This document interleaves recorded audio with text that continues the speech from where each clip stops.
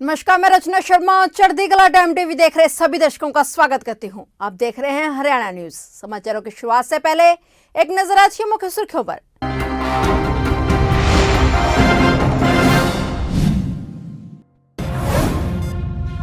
हरियाणा विधानसभा budget सत्र का दूसरा दिन। विधानसभा बजट सत्र के दूसरे दिन गिरदावरी पर बोले सीएम मनोहर लाल। यूक्रेन में फंसे भारतीय छात्रों को देश वापस लाने की मुहिम लगातार जारी। यूक्रेन से वापस लौटी छात्रा के परिवार ने सरकार का जताया आभार। प्रदेश के लगभग 4000 आंगनवाड़ियों को प्ले स्कूल में किया जाएगा तब्दील। हरियाणा के शिक्षा मंत्री कंवरपाल गुर्जर ने दी जानकारी।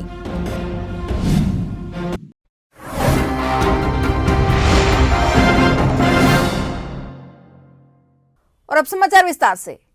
हरियाणा विधानसभा बजट सत्र का दूसरा दिन है। कार्रवाई आज सुबह 10 बजे से शुरू हो गई। आज राज्यपाल के अभिभाषण पर चर्चा हुई। इस दौरान महम विधायक बलराज कुंडू ने खराब फसलों को मुआवजा नहीं दिए जाने का मामला उठाया। इस पर डिप्टी सीएम दुष्यंत चौटाला ने जवाब दिया। कुंडू ने कहा कि सभी प्रभावित किसानों तक मुआवजा राशि नहीं पहुंच पाई है और महम में अभी तक सिर्फ 15 गांवों में ही कुछ किसानों को मुआवजा मिला है, जबकि उनके हलके के सभी 42 गांवों में फसलें बर्बाद हुई हैं। वहीं डिप्टी सीएम दुष्यंत चौटाला ने जानकारी दी कि सोना में पंचगांव से मोहम्मदपुर तावड़ू सड़क का मरम्मत व नवीनीकरण का कार्य होगा। केंद्र के अधीन इस सड़क के लिए बजट में देरी हुई। अगर 15 दिन में बजट नहीं आता तो राज्य सरकार टेकअप करेगी। दुष्यंत चौटाला ने बताया कि रादौर में जल्द चमरोड़ी सिल्ली सड़क बनेगी। 1 माह में सड़क की नई टेंडर प्रक्रिया पूरी हो जाएगी। वहीं हरियाणा विधानसभा बजट सत्र के दूसरे दिन सीएम मनोहर लाल ने गिरदावरी पर बोलते हुए कहा कि प्रदेश में रबी 2021 फसल की गिरदावरी 28 फरवरी तक संपन्न हो चुकी है और इसके बाद भी जिन क्षेत्रों में किसानों का नुकसान हुआ है उन क्षेत्रों में 1 मार्च से स्पेशल गिरदावरी होगी। सीएम ने कहा कि अभी जो मुआवजा दिया गया है वह खरीफ 2021 का मुआवजा है। बता दें कि बीते कल यानी 2 मार्च को राज्यपाल के अभिभाषण के साथ सत्र की शुरुआत हुई थी। 3, 4 और 7 मार्च को अभिभाषण पर चर्चा होगी और 7 मार्च को ही मुख्यमंत्री इस पर अपना जवाब देंगे। 8 मार्च को बजट पेश होगा। 22 मार्च को ही सत्रावसान होगा। मैं ये माननीय सदस्यों को बताना चाहता हूं कि वर्तमान में रबी 21-22 की फसल चल रही है और ये रबी 21-22 का मुआवजा नहीं है। रबी 21-22 का तो अब गिरदावरी चल रही है और 28 फरवरी तक उसका टाइम खत्म हुआ है। रेगुलर जो गिरदावरी होती है फरवरी के महीने में होती है। अब 28 फरवरी को रेगुलर गिरदावरी खत्म हुई है। इसके बाद भी जिन गांवों में नुकसान हुआ है तो अब स्पेशल गिरदावरी इसकी होगी। लेकिन ये मुआवजा जो है इस साल का नहीं है।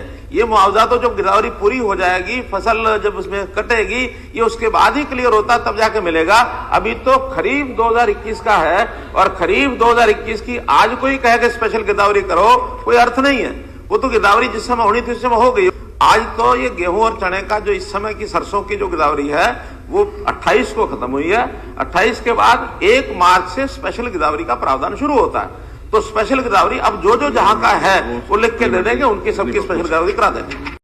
ऑपरेशन गंगा के तहत यूक्रेन में फंसे भारतीय छात्रों को देश वापस लाने की मुहिम लगातार जारी है। अंबाला की शालीमार कॉलोनी में यूक्रेन से वापस लौटी छात्रा के परिवार की खुशी का ठिकाना नहीं रहा। यूक्रेन में एमबीबीएस की पढ़ाई कर नेहा ने घर पहुंचने पर न सिर्फ नेहा ने और बल्कि परिवार ने भी और पूरी कॉलोनी में भी जश्न का माहौल रहा। नेहा के परिजनों ने बताया कि जब से यूक्रेन पर रूस का हमला हुआ है तब से उन्हें बेटी की सुरक्षा को लेकर काफी चिंता थी, लेकिन कल जब वह अपने घर वापस लौटे तो उन्होंने चैन की सांस ली। बातचीत में नेहा ने बताया कि यूक्रेन में इस वक्त माहौल काफी चिंताजनक है और अभी भी हजारों भारतीय विद्यार्थी वहां फंसे हुए हैं। नेहा ने सरकार से अपील की है कि जल्द से जल्द सभी विद्यार्थियों को यूक्रेन से सुरक्षित बाहर निकाला जाए। हम लोग वहाँ से ट्रेन के थ्रू निकले। हमने काफ़ी बार ट्रेन चेंज की है, फिर बस करी, कई बार पैदल भी चलना पड़ा। हम लोग रोमेनियन बॉर्डर से आए हैं। दिक्कतें ये है कि ट्रांसपोर्टेशन में प्रॉब्लम आई और मतलब खारकिव के बच्चों पे कोई ध्यान नहीं दे रहा। जैसे हम रोमेनियन बॉर्डर पहुँचे भी तो वहाँ पे कोई खारकिव का था नहीं, तो नोबडी केयर्स अबाउट खारकिव के बच्चे, लाइक खारकिव से आए हो। तो आई वांट कि खारकिव पर थोड़ा ध्यान दिया जाए, उनके बच्चों को प्लीज़ निकाला जाए, बिकॉज़ वो लोग बहुत मुश्किल में हैं। वो शेल्टर्स के नीचे रह रहे, खाना नहीं है, पानी नहीं है, इलेक्ट्रिसिटी भी नहीं है। धीरे धीरे सब खत्म हो रहा है।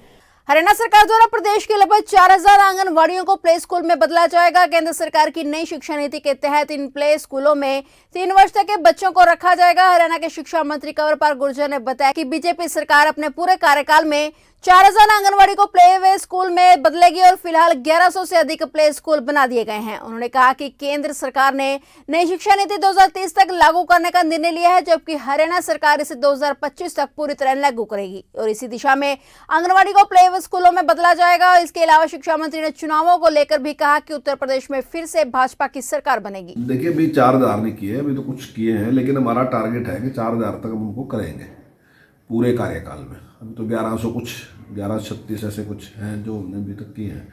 हमारे पास जो आंगनवाड़ी वर्कर हैं वो भी अच्छी क्वालिफाइड आंगन वर्कर हैं, जिन लोगों को हम इसमें लगाने लग रहे हैं। और उसमें जिन बच्चों को लिया जा रहा है वो 3 साल के बच्चे हैं। जो नई शिक्षा नीति आ रही है उसमें एक ये भी एक वो है, सुझाव है उसमें कि 3 साल का जो बच्चा है उसका दिमाग पूरी तरीके से डेवलप हो जाता है, लगभग डेवलप हो जाता है। तो इसलिए उसकी शिक्षा का इंतजाम जो है वो 3 साल में ही करना चाहिए। तो उसके मद्देनजर माननीय मुख्यमंत्री जी ने कहा है कि जो नई शिक्षा नीति है वो 2030 तक, जैसे केंद्र का सुझाव है कि उसको लागू करना है, तो माननीय मुख्यमंत्री जी ने कहा है कि हम 2025 तक ही इसको लागू करेंगे।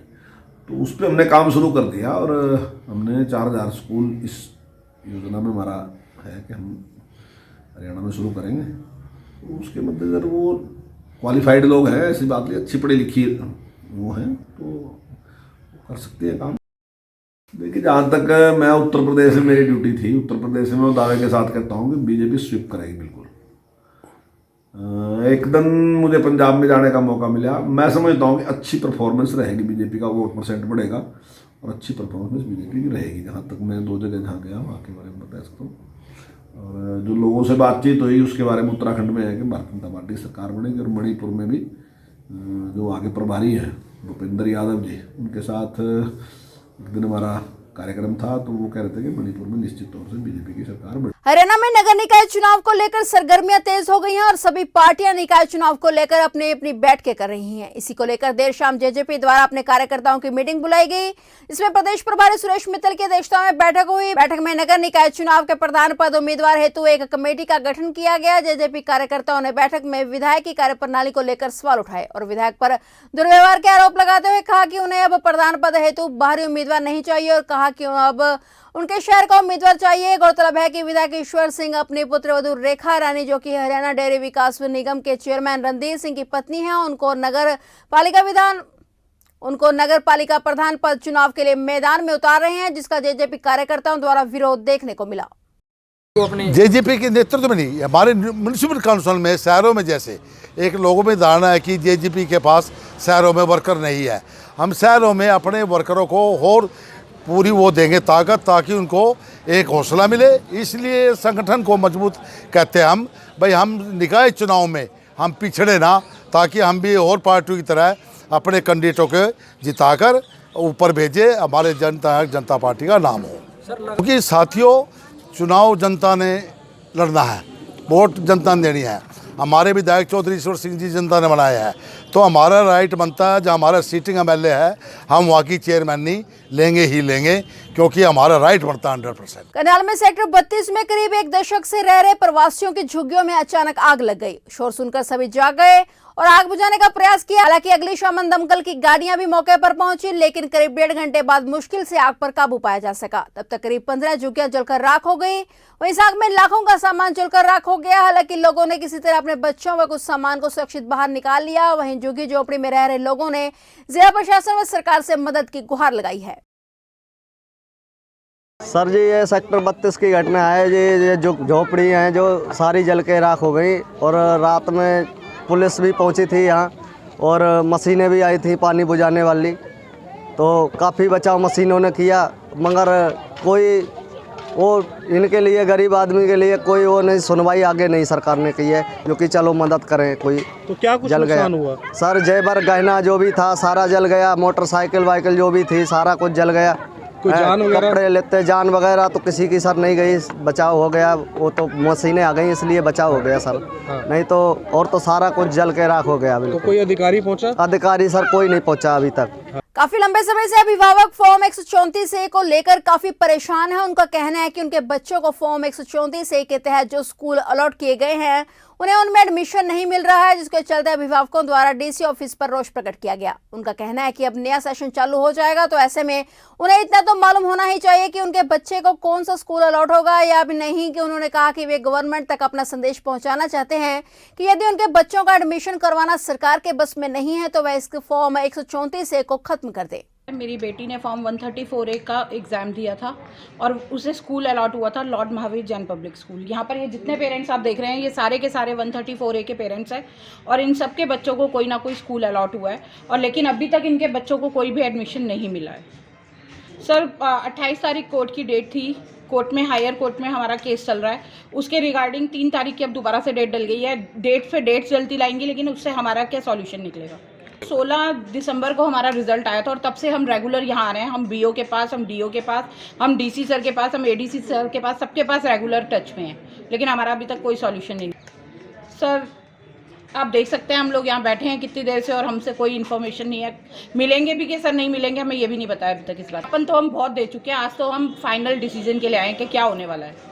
हम स्टार्ट हो जाएंगे, न्यू सेशन स्टार्ट हो जाएगा कि हमारे बच्चों को दोबारा स्कूल अलॉट होंगे या क्या होगा, हमें आगे का कुछ पता तो चले। फाइनल चाहिए कि एडमिशन होने भी हैं या नहीं होने हैं। हम सिर्फ एक बात गवर्नमेंट तक पहुंचाना चाहते हैं कि अगर हमारे बच्चों के एडमिशन कराने की इनके बस की नहीं है तो ये इसको 134A को ख़त्म कर दें। अम्बाला छावनी की मूलचंद ITI में प्रयास योजना से जुड़े सभी कार्यकर्ताओं ने एक मीटिंग रखी, जहां पर उन्होंने वहां के बच्चों को, अम्बाला वासियों को नशा मुक्ति से जुड़े कार्यक्रमों के बारे में जागरूक किया। साथ ही उनके साथ अम्बाला छावनी सदर थाना के SHO नरेश कुमार भी जुड़े। इस दौरान उन्होंने मीडिया के माध्यम से हरियाणा की समस्त जनता को हरियाणा नारकोटिक के टोल फ्री नंबर से अवगत करवाया। जो हमारे अम्बाला रेंज के नवनियुक्त अतिरिक्त पुलिस महानिदेशक श्रीकांत यादव जी, जिनके पास हरियाणा नारकोटिक्स ब्यूरो के चीफ का चार्ज भी है, उनके दिशा निर्देश पर पहले से ही इस प्रकार के कार्यक्रम अशोक जी के नेतृत्व में और यादव सर के मार्गदर्शन में चलाए जा रहे हैं। और अब तो और भी हमारे लिए सौभाग्य की बात है कि ऐसे अधिकारी के अधीन हमें कार्य करने का मौका मिला है और उनसे हम ये प्रेरणा लेकर के आगे भी हमारा ये प्रयास रहेगा कि हम अपने हरियाणा को, खासकर अपने इस अम्बाला कैंट शहर को नशा मुक्त करने में कोई भी कसर नहीं छोड़ेंगे। और मैं आपके चैनल के माध्यम से, प्रेस के माध्यम से हरियाणा की समस्त जनता, जो toll free number 90-508 91-508 Haryana narcotic control bureau का टोल फ्री नंबर है, सूचना दे सकते हैं। और अम्बाला कैंट की जनता से मैं अपील करता हूं कि वो हमारा भी एक टोल फ्री नंबर है और मेरा अपना खुद का पर्सनल नंबर है, सरकारी नंबर है 972999 0125 97-299 और 90-122।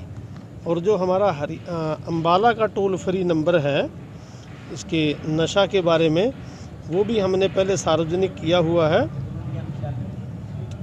तो उस पर भी हमारे कंट्रोल रूम में सूचना दे सकते हैं। 1 मिनट में नंबर बता तो एक ही नंबर रखो, अभी कभी भी सूचना दे सकते हैं। देखिए अम्बाला की जनता बहुत शांति प्रिय जनता है, खासकर ये है हमारे हरियाणा के माननीय गृह मंत्री श्री अनिल विज जी का क्षेत्र है और उनका निजी शहर है। यहाँ की जनता बहुत समझदार है, शांति प्रिय है, पुलिस का पहले भी वो साथ देती है और मैं ये अपील करूँगा जनता से कि वो आगे भी इसी प्रकार से हमारी पुलिस का, खासकर नशा के लिए भी और हर प्रकार के क्राइम के लिए हमारे सूचित करें और सहयोग करें। सर आगे आगे जैसे भी प्रोग्राम बनेगा हर जाएंगे। लाडवा नगर पालिका की महावीर कॉलोनी के वार्ड नंबर 2 और 3 के लोगों ने मोबाइल टावर लगाने का विरोध करते हुए प्रदर्शन किया। कॉलोनी वासियों का मानना है कि मोबाइल टावर के चलते उनकी सेहत पर विपरीत असर पड़ रहा है, इसलिए उन्होंने न सिर्फ नए मोबाइल टावर लगाने का विरोध किया बल्कि पहले से लगे मोबाइल टावर को हटवाने के लिए बीच सड़क पर जमकर विरोध किया। प्रशासन के द्वारा कोई कार्रवाई न होने के चलते कॉलोनी वासियों ने खुद ही टावर को हटवाने के लिए मोर्चा संभाला। वहीं लोगों के भारी विरोध को देखते हुए पूर्व पार्षद दर्शन पोपली के निवास पर लगे टावर को भी जल्दी हटवाने की बात कही गई है। मैं रमेश कुमार, वार्ड नंबर पूर्व पार्षद MC, और अब वार्ड नंबर 3 से तैयारी कर रहे हैं अपनी इलेक्शन लड़ने की। जी सर। और जो ये वार्ड नंबर 3 में दर्शन पोपली और इन्होंने अपने टावर लगाए हुए हैं, उस टावर को उतरवाने के लिए सारा वार्ड इकट्ठा हुआ है।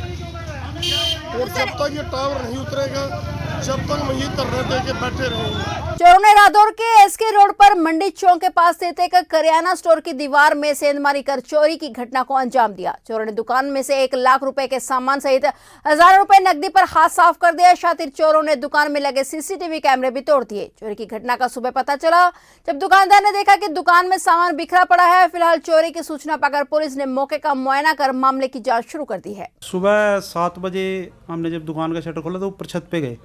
छत पे काजू वगैरह के पैकेट पड़े थे। हमें शक हुआ तो हमने जब शटर खोला तो ये साइड वाली सीढ़ी वाली दीवार टूटी मिली हमें। तो नुकसान का तो सही तो जायज़ा अभी चलेगा जब देखेंगे। मतलब मैक्सिमम एक प्लस का नुकसान है, 1 लाख से ऊपर का नुकसान। 1 लाख से सारे सीसीटीवी सब तोड़ रखा है जी। क्या क्या लगे मुख्य रूप से, क्या क्या लगे वैसे चोर? मुख्य रूप से घी रिफाइंड, काजू बादाम और बीड़ियाँ और छोटी इलायची थी पैकेट और बीड़ियाँ थी और मैक्सिमम मिनिमम 8-10 हज़ार रुपये जिसमें कॉइन वगैरह थे, सिक्के थे, 100 के नोट कुछ जैसे खुले थे, 10-10 की गठियाँ थी, वो सब उठा रहे हैं। फिलहाल हरियाणा न्यूज में इतना ही। तब तक के लिए देखते रहिए चढ़ती कला टाइम टीवी और मुझे दीजिए इजाजत। धन्यवाद।